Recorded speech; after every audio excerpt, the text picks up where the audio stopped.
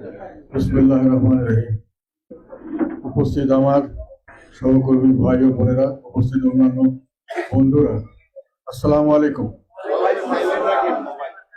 সবাইকে অনেক অনেক শুভেচ্ছা, শ্রদ্ধা এবং ভালোবাসা জানাচ্ছি। সর্বপ্রথম আল্লাহর কাছে হাজার হাজার শুকরিয়া জানাচ্ছি। আল্লাহ আমাকে একটা দীর্ঘ জীবন দান করেছেন। আমাদের দেশের পরিপ্রেক্ষিতে আল্লাহ আমাকে অনেক দিন জীবিত রেখেছেন, অনেক কিছু দেখার, অনেক কিছু শেখার, মানুষের জন্য কাজ করার সুযোগ দিয়েছেন। এই জন্য আমি আল্লাহর কাছে কৃতজ্ঞতা জানাচ্ছি।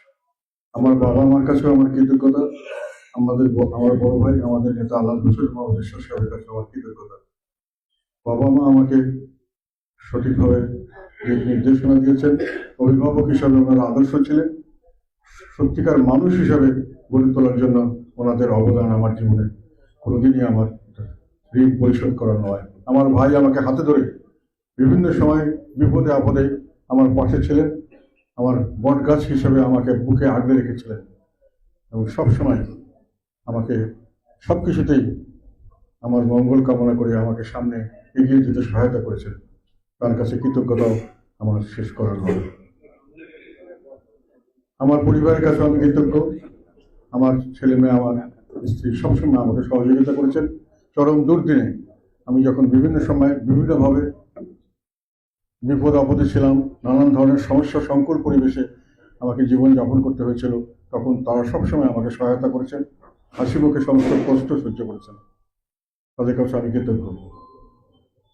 আল্লাহর কতদিন বাঁচিয়ে রাখবেন আমি জানি না, তবে আমার এখন একটাই শেষ চাওয়া আল্লাহর কাছে, সেটা হলো আমার জীবনের শেষ দিন পর্যন্ত যেন মানুষের জন্য কাজ করে যেতে পারি, আর মানুষ যেন আমাকে দোয়া করেন। আমি সহায় সম্পদ চাই না, আমি ক্ষমতা, বিভিন্ন ধরনের প্রভাব প্রতিপত্তি আমি চাই না, আমি মানুষের ভালোবাসা চাই। মানুষে ভালোবাসবেন আমাকে অন্তর থেকে এবং দোয়া করবেন, এটা নিয়ে যেন আমি কবরে যেতে পারি। এটাই আমার শেষ এই জীবনের প্রত্যাশা এখন থেকে। আজকে আপনারা আমার জন্য যে সুন্দর আয়োজন করেছেন, আয়োজকদের কাছে আমি ধন্যবাদ জানাচ্ছি, কৃতজ্ঞতা জানাচ্ছি। এই যে আমার ব্যক্তিগত কথা নয়, এটা আমি মনে করি এই ধরনের আয়োজন করার যে কোনো উপলক্ষ নিয়ে চেয়ারম্যানের প্রতি আস্থা জানানো, জিএম কাদেরের প্রতি না, চেয়ারম্যানের প্রতি, পার্টির সর্বোচ্চ পর্যায়ের প্রতি এই যে আস্থা, এটার অর্থ হলো যে পার্টি ঐক্যবদ্ধ আছে। একটা একটা জায়গায় এসে পার্টির সকলে যখন একমত হয়, তার মানে তার নেতৃত্বের প্রতি আস্থা জানায়, সেটি হলো ঐক্য। ঐক্যটা হলো সবচেয়ে বড় শক্তি, ঐক্যবদ্ধ। এবং ঐক্যটা কিসের বেসিসে, কতটুকু ঐক্য, সেটার উপরেই শক্তিটা নির্ভর করে। গত বছরে কিন্তু আমরা এরকম, আমার জন্মদিন উৎসব হয়েছিল, এর চেয়ে বেশি মানুষ এসেছিলেন, বেশি উৎসাহ উদ্দীপনা দেখা গেছিল। এখন এবছর এর চেয়ে কম, তারপরে কিন্তু পার্থক্য একটা আছে। আমি সেটা মনে করি যে এগুলো উপলব্ধি করার বিষয়। তখনকার ছিল সময়টা কোনো রকম অনিশ্চয়তা ছিল না, মোটামুটি একটা নির্বিঘ্ন সময় ছিল, বিপদ আপদ ছিল না।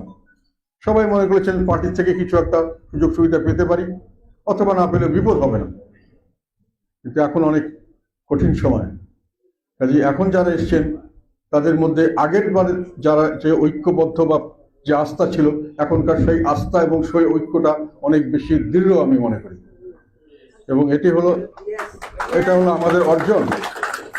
কঠিন সময়ে আমরা আবার চেয়ারম্যানের প্রতি বা আমাদের নিজের ঐক্যের বিষয়ে আমরা একমত হলাম। এবং এই ঐক্যতে আগের ঐক্যের যে কমিটমেন্ট, যে আমি কতটুকু পর্যন্ত ঐক্যবদ্ধ থাকবো, কতটুকু পর্যন্ত কি আমি সকলের সঙ্গে একসঙ্গে থাকবো, একসঙ্গে যুদ্ধে যাব, একসঙ্গে শহীদ হতে যাব, কতটুকু যাব, সেই আস্থা কিন্তু এখন গতবারের তুলনায় অনেক বেশি আমি মনে করছি আপনাদের কাছে। এবং এটা অত্যন্ত জরুরি একটা জিনিস। এইবার রাজনৈতিক পরিস্থিতিতে এই ধরনের একটা বিষয় অত্যন্ত জরুরি। এবং আমি মনে করি অন্য যে কোনো সময়ের চেয়ে জাতীয় পার্টি এখন যে কমিটমেন্ট নিয়ে যে ঐক্যবদ্ধ হয়েছে, এটার শক্তি অনেক বেশি। এবং সামনে, এটা আমি খুশি করার জন্য বলছি না, নিজেকে সান্ত্বনা দেওয়ার জন্য বলছি না, সামনের দিকে জাতীয় পার্টির জন্য একটি অন্তত সুদিন অপেক্ষা করছে বলে আমি দৃঢ়ভাবে বিশ্বাস করি। কারণ আপনারা কতগুলো জিনিস খেয়াল করবেন, আমাদের এখন কিন্তু আগের যেটা ছিল রাজনীতি নিয়ে মানুষের মধ্যে দ্বিধা ছিল, আমাদের নিজেদের ভিতরে দ্বিধা ছিল, আর আমাদের ঐক্যের মধ্যে শক্তি ছিল কম, কমিটমেন্ট ছিল অনেক কম, ঐক্য সবচেয়ে কম ছিল। জাতীয় পার্টির সবচেয়ে বড় দুর্বলতা হলো ঐক্যের অভাব। এখন ঐক্য দাদা বাড়ছে, আস্তে আস্তে ঐক্যবদ্ধ হচ্ছে সবাই, এবং ঐক্য নিয়ে আমরা এগিয়ে যাচ্ছি, এবং ঐক্যর কমিটমেন্ট বেশি। এখন জানি আমাদের মামলা হচ্ছে অনেকের বিরুদ্ধে, জানি আমাদের অনেককে জেলে নিয়ে যাওয়া হচ্ছে, অনেকে অনেক দিন পর্যন্ত জেলে অত্যন্ত নিরপরাধ এবং অত্যন্ত অন্যায়ভাবে তাদেরকে জেলে রেখে ধরে রাখা হচ্ছে, কিছুতেই তাদেরকে বের হতে দেওয়া হচ্ছে না, তাদেরকে নির্যাতন করা হচ্ছে, বাড়িতে গিয়ে হামলা করা হচ্ছে। বাড়িতে গিয়ে একবার অন্যান্য দলের লোকেরা বিভিন্নভাবে হামলা করছে, অনেক সময় পুলিশ গিয়ে হামলা করছে, পুলিশ তাদের কাছে ঘুষ নিচ্ছে, ঘুষ নিয়ে যে তাদেরকে না হলে তাদেরকে শাস্তিমূলক ব্যবস্থা নেবে, তাদেরকে ধরে নিয়ে যাবে। এই ধরনের অবস্থার মধ্যেও জাতীয় পার্টিকে ধরে আছে যারা, তারা একটা বড় বড় অত্যন্ত শক্তিশালী সৈনিক, একটা অত্যন্ত শক্তিশালী খুঁটি জাতীয় পার্টির জন্য। কাজে এই ধরনের মানুষের সংখ্যা আমি এটা দেখতে চেয়েছিলাম বিভিন্ন প্রোগ্রাম দিয়ে, যে কতটুকু আছে, আমি মনে করি যথেষ্ট আছে, এবং যতটুকু নেই এটাকেও আমি একটা জাতীয় পার্টির জন্য একটা সুস্বাস্থ্যের লক্ষণ মনে করি। কেননা আমাদের যারা শরীর মোটা হয়, চর্বি থাকে বেশি, দেখা যায় মোটা, সেটা অনেক বড়, কিন্তু শরীর যখন চর্বি কমে যায় সেই শক্তিটা কিন্তু অনেক বেশি, স্বাস্থ্য অনেক বেশি। এখন জাতীয় পার্টি সেই স্বাস্থ্যে সমৃদ্ধ বলে আমার বিশ্বাস। আর আমি কেন বললাম যে জাতীয় পার্টির সামনের দিকে ভালো দিন আসছে, অবস্থা রাজনৈতিক পরিস্থিতি তো আপনারা দেখতে পাচ্ছেন। জনগণ আন্দোলন করেছিল, জনগণ আন্দোলন করেছিল বিগত সরকারের দুঃশাসনের বিরুদ্ধে, ও সেখানে আমরা সোচ্চার ছিলাম, আমরা সেই আন্দোলনে অংশগ্রহণ করেছিলাম, এবং যেগুলো কথা বলেছিলাম তখন, এবং যেগুলো আমি মনে করেছিলাম যে তাদের দুর্গতি হতে পারে, সেই দুর্গতি তাদের হয়েছে। এখন আমি আবার একই জিনিস দেখছি, বর্তমান অন্তর্বর্তীকালীন সরকার বা বর্তমান যে অবস্থা চলছে, একই জিনিস। তখনকার দিকে একটা বৈষম্য শিকার সৃষ্টি করা হতো, মানে আওয়ামী লীগ নিজেদের, আওয়ামী লীগ বা মুক্তিযুদ্ধের পক্ষ বিপক্ষ নানান কিছু নিয়ে তারা একটা দল বানিয়েছিল। এখন কিন্তু এরা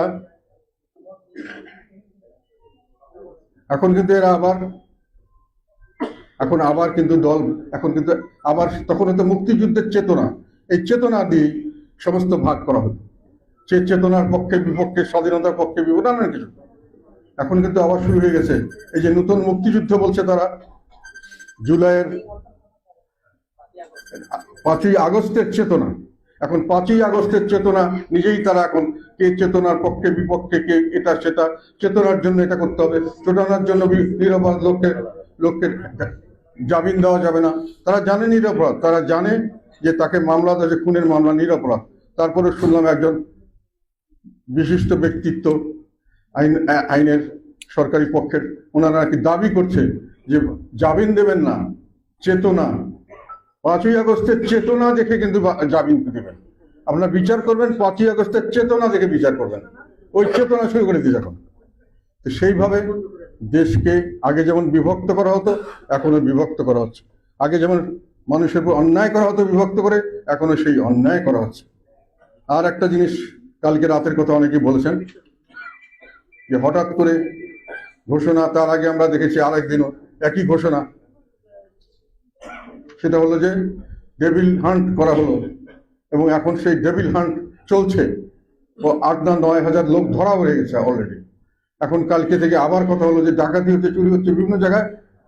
আগে সরকারের সময় ছিল একটা বলা হতো জামাত, বিএনপি ইত্যাদি বা জঙ্গি, এখন শুরু হয়ে গেছে যে আওয়ামী লীগের দোষর।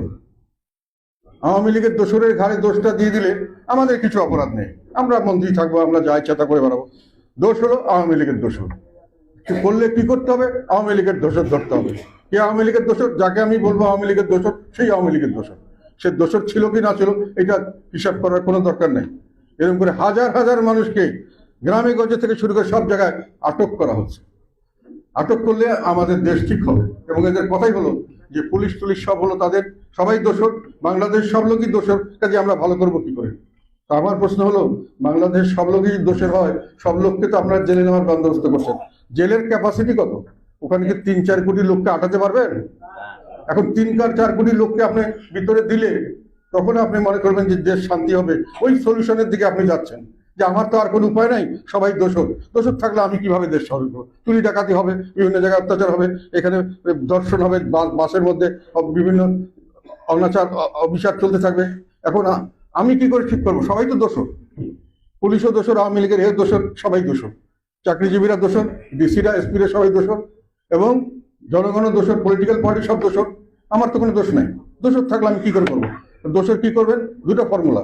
একজন ফর্মুলা দিয়েছিল, যারা খুব থিওরি কথা বলে, অনেক সময় ফেসবুকে এমন কিছু কথা লেখে যার কথার কোনো অর্থ আমরা বুঝতে পারি না, কতগুলো সেন্টেন্স দেওয়া হয়, কতগুলো ওয়ার্ড ইউজ করা হয়, সেই ওয়ার্ডের কোনো মানে আমরা বুঝতে পারি না। বড় জ্ঞানী গর্ব কথা, অর্থহীন কথা, যার কোনো অর্থ নেই। সেখান থেকে একটা অর্থ বের করলাম, সেটা হলো একটা যুদ্ধ হয়েছে, যুদ্ধের নিয়ম হলো যে যে জিতে সে, যারা পরাজিত হয় তাদেরকে খতম করতে হবে। কাজে যারা পরাজিত হয়েছে তাদেরকে খতম করা, এটা হলো একটা সলিউশন বাংলাদেশের জন্য। পরাজিত হয়েছে ফেসিবাদ এবং ফেসিবাদের দোসর, ফেসিবাদ এবং ফেসিবাদের দোসরকে খতম করতে হবে। তখন আমার প্রশ্ন, দেশের 4-5 কোটি বা লোককে কি আপনি খতম করতে পারবেন, নাকি করতে চাচ্ছেন? তারা বলছে করবে। আর সেকেন্ড বলছে, এখন কালকে রাতে শুনলাম যে সব দোষরদের জন্য হচ্ছে, দোষরদের বিরুদ্ধে আমাদের অ্যাকশন চলছে, চলবে। আপনি 3-4 কোটি লোককে নিয়ে আপনি জেলে ভরে দেবেন, দেশ খুব শান্তিতে চলবে। এই হলো তাদের কথা। কাজে জনগণ এই ধরনের রাজনীতিকে প্রত্যাখ্যান করেছে। কিছুদিন আগেই আবার এক রাজনীতি শুরু হয়েছে, সেটাকে নিশ্চিতভাবে জনগণ এটাকে প্রত্যাখ্যান করবে। যে আপনারা একটা কথা মনে রাখবেন, সেখানে কিন্তু নেতৃত্বের জন্য যে কোনো ভাবেই হোক, আমাদের দলের কথা সাংগঠনিক শক্তি নাই, এটা নাই সেটা নেই, অনেক কিছু বলা হয়, কিন্তু মানুষে কিন্তু অনেকেই, আমি কথা শুনি অনেক সময় অনেক অন্যান্য দলের নেতৃত্বের কাছে, যে আপনারাই তো এখন কথা বলছেন, আমাদের মুখের কথা, আপনারাই তো এখন সাধারণ মানুষের দুঃখ যন্ত্রণার কথা বলছেন, আপনারা ডাক দেন, আমরা যাবো আপনাদের সঙ্গে, আপনারা ডাক দেন, আমরা রাস্তায় নামবো। কাজে আপনারা হতাশ হবেন না, ভয় পাবেন না। জেল জুলুম মামলা এগুলো হলো রাজনীতিবিদদের জন্য মাথার মুকুট। এগুলো হলো আর্মিদের যেমন এই মেডেল পরানো হয় বুকের মধ্যে, এগুলো হলো আপনাদের মুখের মেডেল। আমি এখনো জেলে যাইনি, অনেকেই বলে উনি একজনও জেলে যায়নি, তাহলে কিরকম নেতা? মানে আমার এখন নেতৃত্বটা পাকাপোক্ত হয়নি, জেলে যেতে হবে তারপরে পাকাপোক্ত হবে, এটা আমাদের দেশের নিয়ম। কাজে জেলে যেতে হবে, অনেকগুলো কেস থাকবে, সেটা বুকের মধ্যে মেডেল, এতগুলো কেস আমার, আমি বুক খুলে থাকবো। এটা হলো, আমি দেখলাম এটি হলো বাংলাদেশের রাজনীতির ট্রেন্ড। মানে আমাদের দেশে এরকমই রাজনীতি হয়, মানে অন্যায় অবিচার করবে শাসকরা, যারা তাদের বিরুদ্ধে দাঁড়াবে তাদের প্রতি শাস্তিমূলক ব্যবস্থা হবে, তারাই হলো নেতা, এবং জনগণ তাদেরই সমর্থন করবে। সেই রাজনীতির দিকে কিন্তু আমরা এখন এগিয়ে যাচ্ছি। যারা যারা টিকে থাকতে পারবো তারা কিন্তু নেতা হতে পারবেন, তারা জনগণের ভালোবাসা পাবেন, জনগণের সমর্থন পাবেন। সামনের নির্বাচনে আপনাকে কোনো পয়সা খরচা করতে হবে না। হয়তো এমন হতে পারে ঈশ্বর সাহেবের মতো জেলখানা থেকে জিতে যাবেন, যে হ্যাঁ উনি তো আমাদের জন্য দাঁড়িয়েছেন, টাকা পয়সা এত কিছু করেও ঈশ্বর সাহেবকে তো হারাতে পারেননি, উনি আজীবন কোনোদিন ওনাকে হারাতে পারেননি। কিন্তু তার জন্য ওনাকে 6 বছর জেল খাটতে হয়েছে, 9 বছর দেশের জন্য কাজ করতে হয়েছে, অনেক দুর্নাম সইতে হয়েছে, অনেক অবিচার অন্যায় সহ্য করতে হয়েছে। শেষ জীবন পর্যন্ত যেদিন মারা গেছেন সেদিন উনি মার্ডার করছেন, আসামি হিসাবে মারা গেছেন। সেটি হলো আমাদের বাস্তবতা। যে আমি মনে করি এই সময়টা যেটা এসছে আপনারা ঠিক মতো উপলব্ধি করেন, যারা উপলব্ধি করবেন তারাই নেতা হবেন, তারাই সামনে রাজনীতিতে ভালো করবেন। আমাদের দলটা একটা ভালো অবস্থানে এসছে, যেখান থেকে তা করা হবে। যারা পারবেন না তারা ঝরে পড়বেন, এই যে মোটা মানুষের চর্বির মতো চলে যাবেন। স্বাস্থ্য থাকবে, সঠিক স্বাস্থ্য হলে এইরকম চর্বি আমাদের ফেলে দিতে হবে দরকার হবে। যাই হোক, আমার সর্বশেষ আবার আপনাদের সকলের কাছে অনেক অনেক কৃতজ্ঞতা, অনেক অনেক ধন্যবাদ। দোয়া করবেন আমার জন্য, আমার পরিবারের জন্য, আমার ভাই আলাদ হোসেন মোহাম্মদের সাথে জন্য, আর আমাদের দেশের জন্য দোয়া করবেন। দেশ একটা মহা দুর্যোগে পাড়ি দিচ্ছে, সামনে যেন সুদিন দেখতে পারে। আসসালামু আলাইকুম।